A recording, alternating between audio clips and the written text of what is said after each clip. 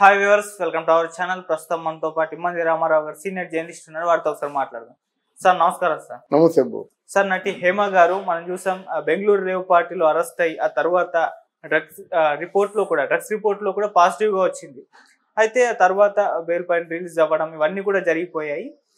Drugs రిపోర్ట్లు అప్పుడు positive గా వచ్చింది. అయితే ఇప్పుడు మళ్ళీ రిపోర్ట్ ఇచ్చింది, సబ్మిట్ చేసింది మన మంచు విష్ణు గారికి మా సభ్యత్వం మరోసారి తీసుకోవడానికి. అందులో నెగిటివ్ వచ్చిందంట. అయితే అప్పుడు పాజిటివ్ వచ్చింది, ఇప్పుడు నెగిటివ్ ఎలా వచ్చిందని చెప్పేసి చాలా మంది ఇప్పుడు క్వశ్చన్స్ రైజ్ చేయడం, సోషల్ మీడియాలో పోస్టులు పెట్టడం మనం చూస్తున్నాం. సార్ అసలు ఏం జరిగింది, మీరేం చెప్తారు సార్ దీని గురించి? ఇక్కడ హేమ తను ఏమైనా చేయగలదండి. తనకి మంది మార్బలం అంతా ఉన్నారన్నమాట. మిగతా వాళ్ళైతే ఒంటరి వాళ్ళు ఏం చేయలేరు, నిందభరిస్తూ కూర్చోవడే. కానీ హేమ అలా కాదు, మొదటి నుంచి కూడా దానికి వ్యతిరేకంగానే మాట్లాడుతుంది.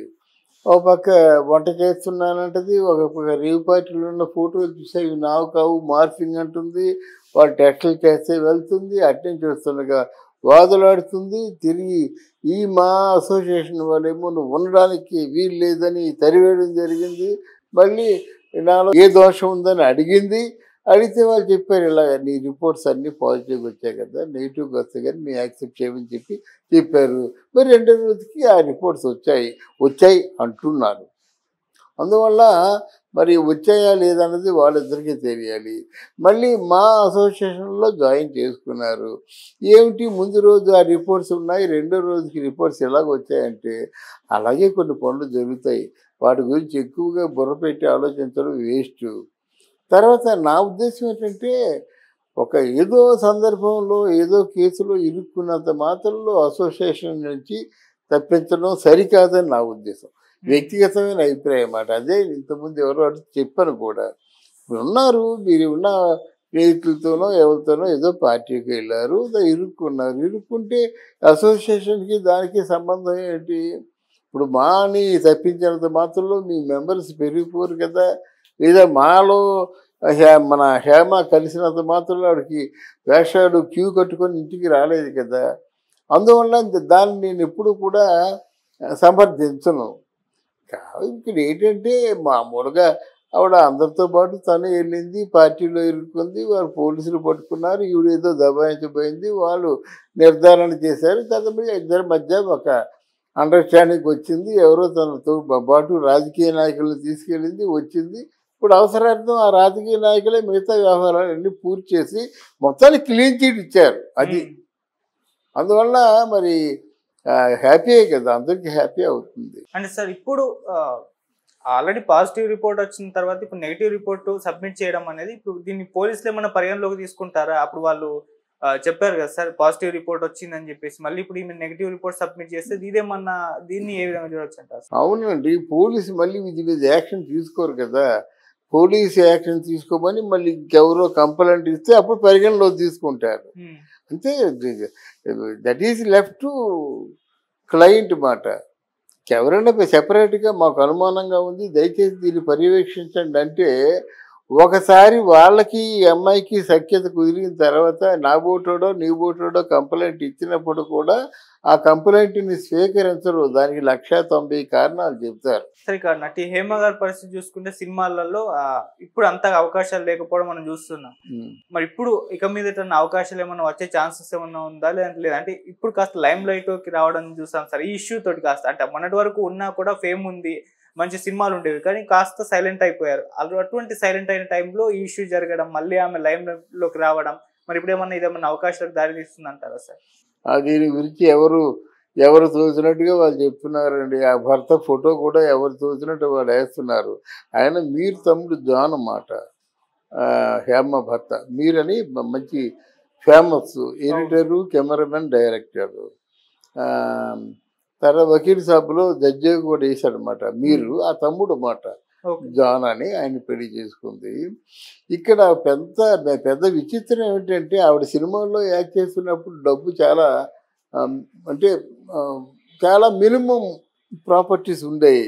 ఆవిడ సినిమాల్లోంచి మానేసిన తర్వాతే పెద్ద ల్యాండ్స్, రిసార్ట్స్ ఇవన్నీ ఉన్నాయన్నమాట.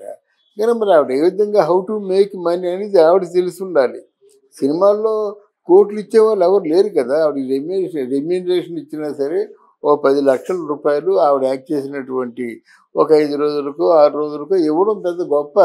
ఎన్ని 10 లక్షలు అయితే ఒక ఎకరం ల్యాండ్ వస్తుంది కదా. మరి అమితమైన సంపాదన సంపాదించింది. ఆవిడకున్నటువంటి లోటు ఏముంది? ఏమి లేవు, లోటు లేదు కదా. అందువల్ల ఆవిడ సినిమాల్లో చేయవలసిన అవసరం లేదు. సినిమాలు చేసే క్రేజ్ కూడా పోయింది ఇప్పుడు. ఇప్పుడు హేమని ఎవరు చూస్తారంటే మామూలుగా ఆంటీల క్యారెక్టర్ వేసుకోవాల్సిందే. దాంతో అందరితో కూడా కామెడీ క్యారెక్టర్ అంటే సమవుజ్జీ కామెడీ క్యారెక్టర్లు చేయవలసిన వాళ్ళందరితో కూడా గొడవలు పడింది. ఇప్పుడు బ్రహ్మానందంతో పడిన గొడవ చిన్నది కాదు. మళ్ళీ ఇంకోసారి బ్రహ్మానందం గారి ముఖం చూసుకునే అవకాశం లేదు. అలాగే మిగతా వాళ్ళతో కూడా ఎవరితో కూడా నప్పదు మాట. మా హేమంటారు కానీ వెనకమారుగా వాళ్ళని అందరూ విమర్శించేవాళ్ళే. ఏం కూడా వస్తారు బ్రహ్మానందం గారితో? బ్రహ్మానందం ఆయన కొంచెం అతిగా ప్రవర్తించాడని చెప్పేసి అప్పుడు గొడవ పెట్టిందన్నమాట. నీ పక్కన హీరోయిన్గా యాక్ట్ చేస్తాను కానీ నీ నిజంగా హీరోయిన్ని కాదు కదా, నువ్వు నన్ను నీ పిల్లలా చూడొద్దు అని చెప్పేసి అప్పుడు ఏవో అభిషేకాలు మోపి పెద్ద గొడవలు అయ్యాయి. తర్వాత అంటే ఎవరైనా ఎలిజిబుల్గా ఉంటేనే తీసుకుంటారండి. సెట్లో గొడవలు పెట్టుకుంటే ఎవరు తీసుకుంటారు? ఎవరు తీసుకోరు కదా.